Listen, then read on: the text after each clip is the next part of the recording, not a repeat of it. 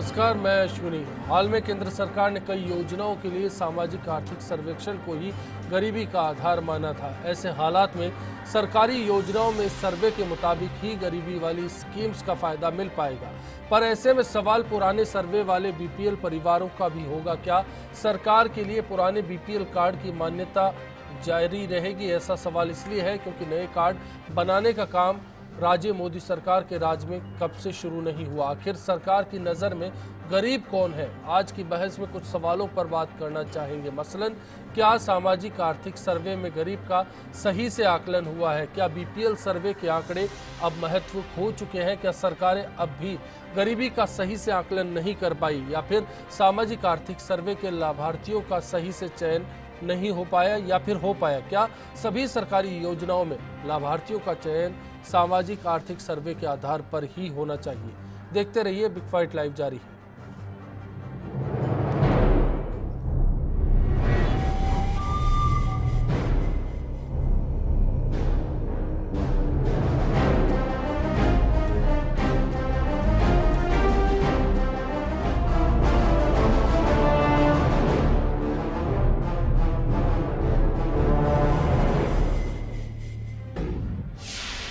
और इसी के साथ बिग फाइट लाइव में आज हमारा सवाल, क्या सामाजिक आर्थिक जनगणना से गरीबी का सही आकलन हो पाया है? firstindianews.com पर अपनी राय हम तक पहुंचा सकते हैं आप। इसके साथ साथ फेसबुक या फिर ट्विटर पर भी हमें बता सकते हैं कि इस सवाल पर आप क्या सोचते हैं।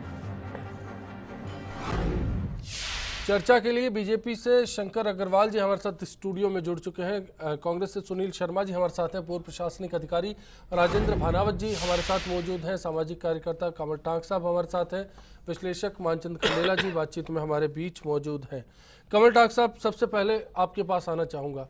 एक सर्वे बीपीएल को लेकर हुआ, उस दौर में कहा गया कि गरीब की परिभाषा तय है, लेकिन अब केंद्र सरकार, मोदी सरकार ने सामाजिक आर्थिक सर्वे को आधार बनाए हैं। क्या कोई तब्दीली ऐसी हुई है जिससे अब सच में गरीब की सेहत पर फर्क पड़ेगा?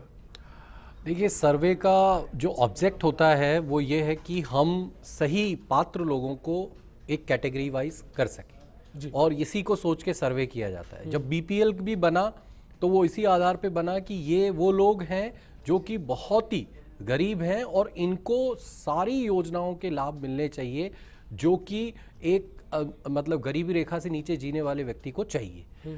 अब प्रश्न ये बनता है कि आप ये सर्वे कर रहे हो, उसके अंदर मैकेनिज्म कैसा इस्तेमाल कर रहे हो, और उसको करने की जो आपकी पद्धति है उसकी ऑनेस्टी कितनी रही है।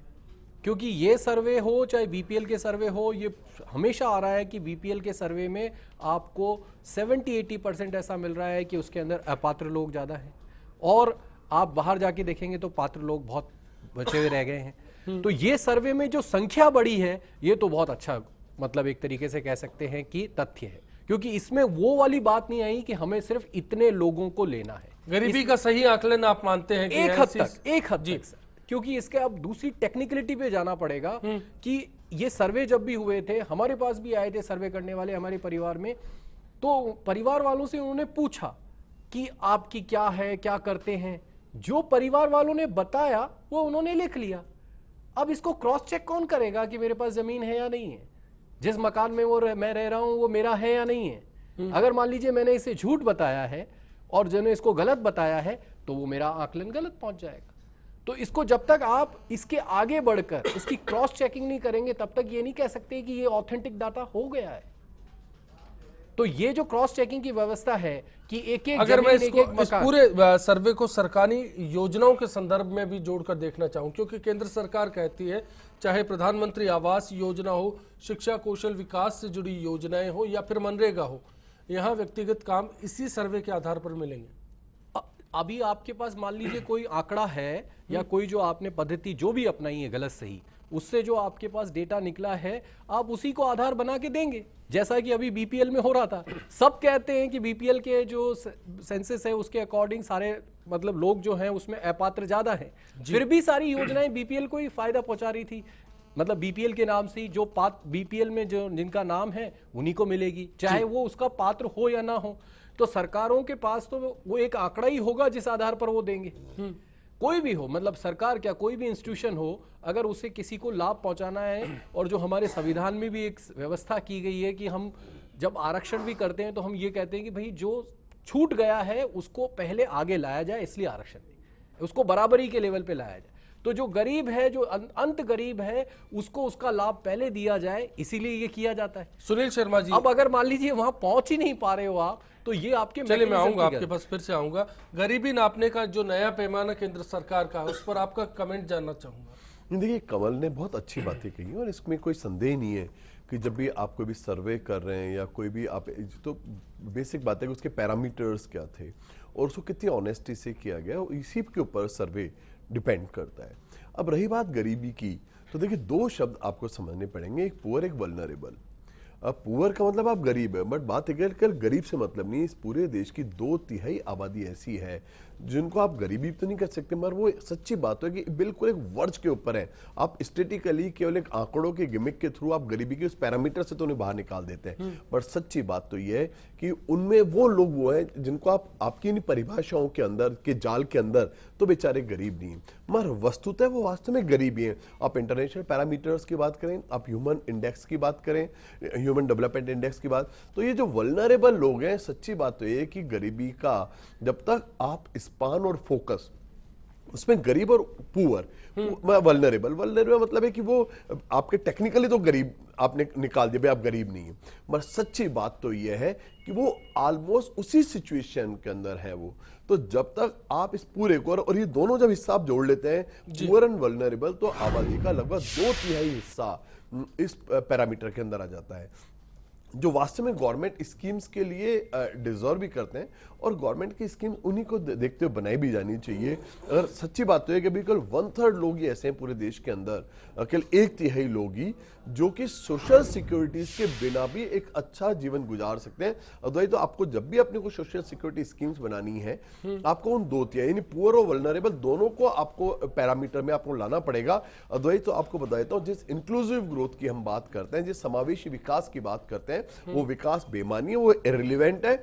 और आप तो जानते हैं ये सरकार तो वैसे भी आंकड़ों की जो है बाजीगरी कहें, जादूगिरी कहें, उसकी चैंपियन है। किसी बेस ईयर को आप कहां से कहां ले जाएंगे और उसमें से आप बाहर निकाल देंगे। सच्ची बात तो ये है कि आप जब तक उन 2/3 लोगों को आप फोकस नहीं करेंगे, तब तक इस देश के अंदर उस राम राज्य की बात छोड़िए। दूसरी बात मैं ये कहना चाहूंगा कि ये देश तो हुआ है जहां दरिद्र को नारायण माना गया। जब तक आप दरिद्र को नारायण मान के उसकी उस पूजा उपासना की बात नहीं करेंगे, तब तक कैसा भी आप कुछ भी बात कहते रहें, सरकार इररिलेवेंट है, अप्रासंगिक। मानचंद खंडेला साहब, आपकी क्या राय है फिलहाल इस पूरे मसले को लेकर? गरीब को कैसे समझा जाएगा? मैं ये समझ रहा हूं कि गरीब को समझने की जरूरत नहीं है, गरीब को देने और लेने की जरूरत है। मैं आपसे कहना चाह रहा हूं, ये जो कुछ बातें हैं वो आंकड़ों से नहीं, आंख की शर्म आप में है, आंख के आंसू आपने देखे हैं, आप आंख से आंख मिलाकर बात कर सकते हैं। ये जो है वास्तव में पैमाना है। और जो अभी जो बात यहां पे कही गई, मैं कह रहा हूं ये जो कुछ ही अभी आया है, आंकड़े आए, वो सही है या गलत है? जब सारे आंकड़े पहले वाले गलत हैं तो ये सही कैसे हैं? मैं 2-3 बातें आप यहां पे ये निवेदन आपसे मैं कहना चाह रहा हूं। एक तो बात ये कि आप वास्तव में देना क्या चाहते हैं, ये आपके सामने होना चाहिए। और मैं हर बार जब भी आता हूं तो मैं ये कहना चाह रहा हूं, अकाउंटेबिलिटी कहीं ना फिक्स होनी चाहिए। इसमें अकाउंटेबिलिटी ये होगी कि जो भी आंकड़े आपके हैं, अच्छे बुरे हैं, लेकिन उसके अनुसार आप इमीडिएटली रिलीफ देना शुरू कर दीजिए। और जो रिलीफ में गलत तरीके से रिलीफ दे रहे हैं, उनको आप पनिश करिए। अब इसके लिए ये मत कहिए साहब बीपीएल को हम आधार बनाए या उसको बनाए, आपने जो आधार बनाया आप स्टार्ट कर दीजिए, और उसके बाद में जो गलत ले रहा है उसका पनिश करिए। एक बात। दूसरी बात, आप बजट उसके लिए कम करते जा रहे हैं और संख्या बढ़ाते जा रहे हैं, और आप जो एनुअल बजट है आपका केंद्र सरकार का भी, वो भी, और यहां जो राज्य सरकार का है वो घाटे में चल रहा है। तो आप क्यों कह रहे हैं कि हम कुछ करना चाहते हैं? आप ये कहिए हमारे ये साधन है, इनमें से 25% को हम देंगे और इसके अलावा नहीं देंगे। आप मतलब कम सजबाज मत दिखाइए। और अंतिम बात जो सबसे महत्वपूर्ण वो ये कि जब तक वास्तव में जो पात्र हैं और जो कुपात्र हैं, उनको जब तक आप बड़ी सजा नहीं देंगे, जब तक पात्रों को कुछ नहीं मिल सकता। भानुवत साहब, अब एक सवाल आपसे क्योंकि शंकर जी सब कुछ सुन चुके हैं, उनसे जवाब लें उससे पहले आपसे भी जानना चाहता हूं। योजनाओं को लेकर अधिकारियों की भागीदारी पूरी होती है, ऐसे हालात में कुछ योजनाओं को अगर अब इस सर्वेक्षण से, जो कि गरीबी का आधार माना जा रहा है आने वाले वक्त के लिए, जोड़ दिया जाएगा तो सरकार की मुश्किलें बढ़ती नजर आएंगी कहीं पर? देखिए, सवाल ये है कि गरीबी को परिभाषित करने के लिए पिछले 40-50 सालों से बहुत कोशिश हो रही है। कभी अर्जुन सेन गुप्ता कमेटी बनी, कभी रमेश तेंदुलकर कमेटी बनी, कई सारे तरीके हुए। कभी कहा कि 2400 कैलोरी जिसको खाने का जुगाड़ कर ले तो वो व्यक्ति गरीब नहीं है। किसी को कह दिया कि साहब कोई 13 इंडिकेटर्स बनाए थे। पिछले 2002 में सर्वे हुआ था, किसी के पास कोई बच्चे स्कूल जाते हैं, घर है, पक्का है, टीवी है वगैरह करके सारा चीज़ें बनाई थी। ये मापदंड बदलते रहे समय समय पर, लेकिन ये तय करना पड़ेगा गरीब क्या उसको माना जाए जो केवल भूख से नहीं मर रहा है, केवल वही गरीब नहीं है। मतलब जो व्यक्ति केवल जिंदा रहना काफ़ी है। मुझे लगता है कि गरीब वह हर वह व्यक्ति है जो इस देश के अंदर गरिमापूर्ण जीवन जीने से वंचित जो व्यक्ति है वह गरीब है। और मुझे एक बात और ये कहनी है कि बीपीएल सर्वे जब होता है तब हमेशा ये बात सामने आती है कि शायद कई गलत तरह से प्रभावी लोग उसमें शामिल हो रहे हैं या निकल रहे हैं। ये शायद ये जो सोशल इकोनॉमिक सर्वे जो हुआ है, सामाजिक आर्थिक सर्वेक्षण, उस समय सर्वेक्षण के समय किसी को नहीं पता था कि इसका उपयोग क्या होगा। इसलिए मैं मान सकता हूँ ये जो सर्वे हुआ लगभग वास्तविकता के नज़दीक है, क्योंकि इसमें करते समय किसी का लक्ष्य ये नहीं था कि हम किसी को लाभ पहुंचाएंगे, किसी को नुकसान पहुंचाएंगे। इसलिए और जितने भी दूसरे आंकड़े हैं अपने कहा जाता है 2/3 आबादी वैसे भी $1 जो प्रतिदिन या 50-60 रुपये रोज के ऊपर गुजारा कर रही है, तो उसको मकान भी चाहिए, शिक्षा भी चाहिए, खाने के कपड़े भी चाहिए पहनने के लिए, और भी व्यवस्था खाने का न्यूट्रिशियस पोषक तत्व भी चाहिए। तो कुल मिलाकर के मुझे तो ये लगता है कि जो असली आंकड़ा लगभग अब आया है देश के अंदर कि वास्तव में इतने लोगों को वास्तव में मदद की जरूरत है इसमें। चलिए मैं शंकर जी, अब एक सवाल आपसे मेरा ये है कि गरीबी का जो पैमाना हम है, जिस सर्वे की बात हम कर रहे हैं, सोशल इकोनॉमिकल बेस्ड पर जिसे तय किया गया है, क्या हम मान लें कि इस बार का आकलन ठीक है, सटीक है? देखिए, आकलन ठीक है या नहीं है वो तो एक उसका जो सारा रिव्यू होगा उस पर पता लग जाएगा। लेकिन जैसे भाई सुनील जी ने भी कहा, आपने भी कहा कि भाई, जैसे सुनील जी ने कहा कि भाई ये 2/3 लोग हैं जो कि वास्तव में आज गरीब हैं, चाहे अपन उनको गरीबी की रेखा से बाहर निकाल दें, तो बाहर निकालने की तो बात ही नहीं है। क्योंकि आपने जो आंकड़े दिए हैं, मैं तो उसी के ऊपर आधार मान करके अगर बात करूँ तो 3 गुना हो गए हैं। बीपीएल 3 गुना हो गए हैं, और वो एक दिन में नहीं हुए तो चलते चलते हुए हैं। तो इसलिए ये एक तो ये बात है। तो इसलिए ये गरीबी का जो पैमाना है उसको वाइड किया है सरकार ने, कुछ बढ़ाया है, दायरा बढ़ाया है, उसी का परिणाम है कि उसमें ज़्यादा लोग आए हैं।